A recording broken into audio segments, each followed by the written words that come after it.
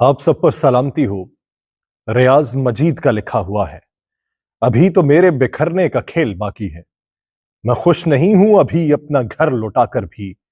अभी तक उसने कोई भी फैसला न किया। वो चुप है मुझको हर एक तरह आजमा कर भी। रुका न जुल्म मेरे राख बनने पर भी रियाज। हवा की खू तो वही है मुझे जला कर भी। नाज़रीन, मैं हूं यासिर रशीद और आप मेरा वीलॉग देख रहे हैं। नाज़रीन, आज के इस वीलॉग में मुख्तलिफ तस्करे होंगे। कौमी असम्बली का हाल बयान किया जाएगा, मौजूदा सेटअप का बयान किया जाएगा, खैबर पख्तूनख्वा और वफाक के दरमियान जो क्लैश होने वाला है उसका बयान किया जाएगा और इसके साथ साथ पाकिस्तान तहरीक इंसाफ के इंट्रा पार्टी इलेक्शन के बारे में बात होगी। बैरिस्टर गौहर अली खान बिला मुकाबला चेयरमैन और उमर अयूब खान बिला मुकाबला सेक्रेटरी जनरल PTI मुंतखब हो चुके हैं। Chief election commissioner Rauf Hasan ने पाकिस्तान तहरीक इंसाफ के इंट्रा पार्टी इंतखाबात के नताइज का ऐलान किया। पाकिस्तान तहरीक इंसाफ के इंट्रा पार्टी इंतखाबात के नताइज का ऐलान करते हुए पार्टी के chief election commissioner Rauf Hasan का यह कहना है कि वफाक और 4 सूबों में इंट्रा पार्टी इंतखाबात हुए हैं, जिसमें पार्टी रहनुमाओं ने अपने पैनल्स के हमरा हिस्सा लिया है और उन्होंने इस जिमन के अंदर यह बताया कि बैरिस्टर गौहर खान जो हैं वो बिला मुकाबला चेयरमैन मुंतखब हो चुके हैं, जबकि उमर अयूब जो हैं वो सेक्रेटरी जनरल मुंतखब हुए हैं। अगर सूबों की बात की जाए तो सूबों में इंतखाबात से मुताल्लिक रऊफ हसन साहब ने यह ऐलान किया है कि खैबर पख्तूनख्वा में पार्टी सदर के ओहदे के लिए अली अमीन घंटापुर जो कि वज़ीर आला खैबर पख्तूनख्वा है, जबकि पंजाब में यास्मीन राशिद साहिबा, सिंध के अंदर हलीम आदिल शेख बिला मुकाबला सदर मुंतखब हुए और इनके मुकाबले में कोई और भी सदारत की तरफ से उम्मीदवार नहीं था। उन्होंने ये कहा है कि चेयरमैन तहरीक इंसाफ के ओहदे के लिए उम्मीदवार बैरिस्टर गौहर के हक में दस्तबरदार हुए, जबकि बलोचिस्तान के अलावा बाकी सुदूर बिला मुकाबला मुंतखब हुए हैं। Chief election commissioner Rauf Hasan साहब के मुताबिक बलोचिस्तान से 3 उम्मीदवारों के पैनल सामने आए, जहां मुनीर बलोच के मुकाबले में दाऊद शाह का पैनल कामयाब हुआ और बलोचिस्तान की पाकिस्तान तहरीक इंसाफ की क़यादत जो है वो नौजवान के हाथ में आ चुकी है।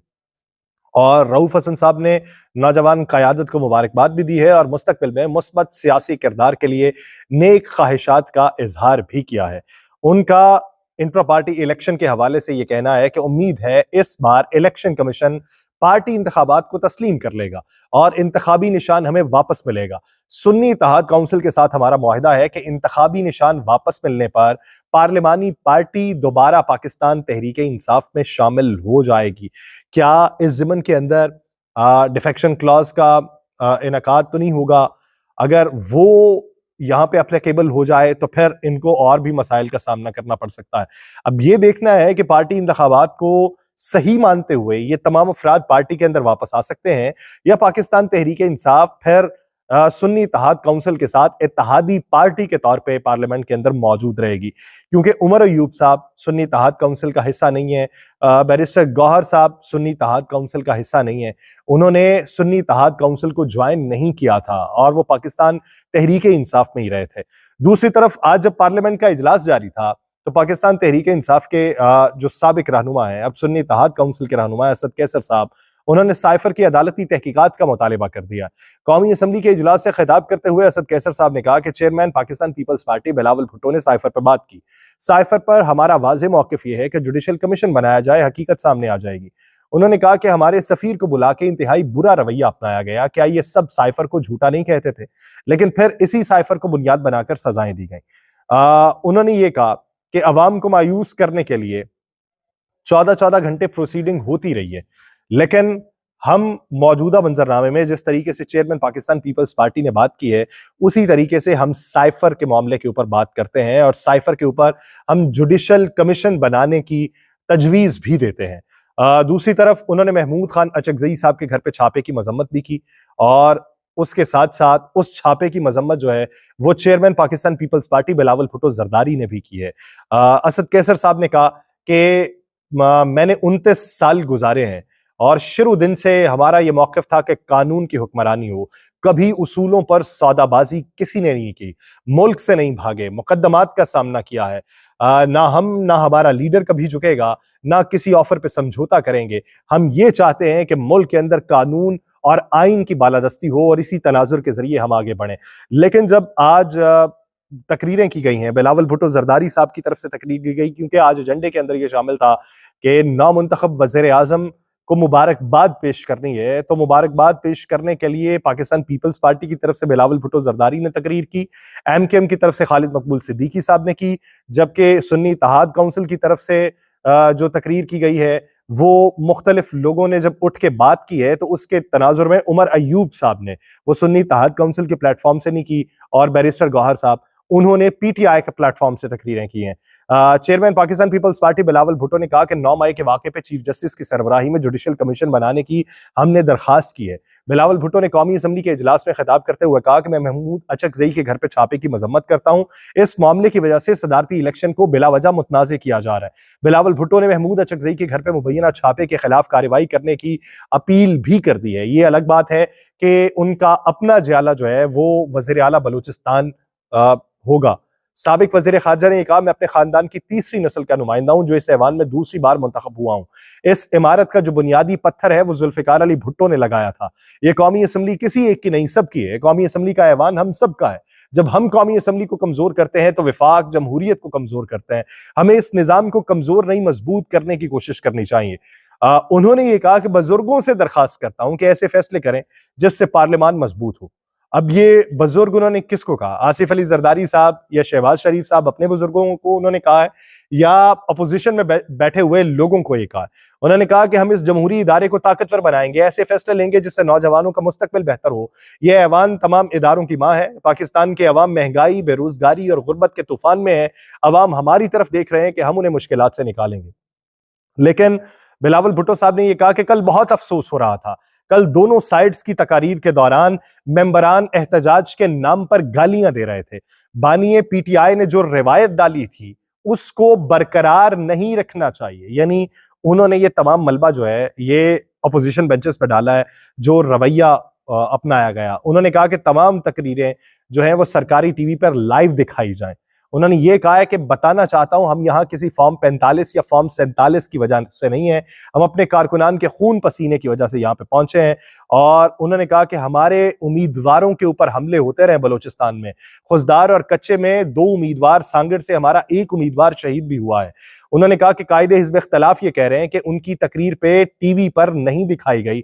ये रिवायत खान साहब ने डाली थी और उन्होंने ये कहा है कि हमें ये रिवायत बरकरार नहीं रखनी चाहिए, ताकि जब अगले मेंबर्स आए तो वो हमें दुआएं दें, ना कि हमें गालियां दें। अपोजिशन की तरफ से उस वक्त भी धांधली के हवाले से बात होती रही। अपोजिशन बेंचेस से उस वक्त भी आवाजें बुलंद होती रही कि ये मैंडेट जो है ये हुकूमत नहीं रखती, ये हुकूमत चल नहीं सकती।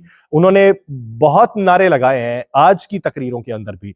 बिलावल भुट्टो ने कहा है हमें आपस में बात करनी होगी, अवाम ने हमें गालियां देने नहीं बल्कि मसाइल के हल के लिए वोट दिया है।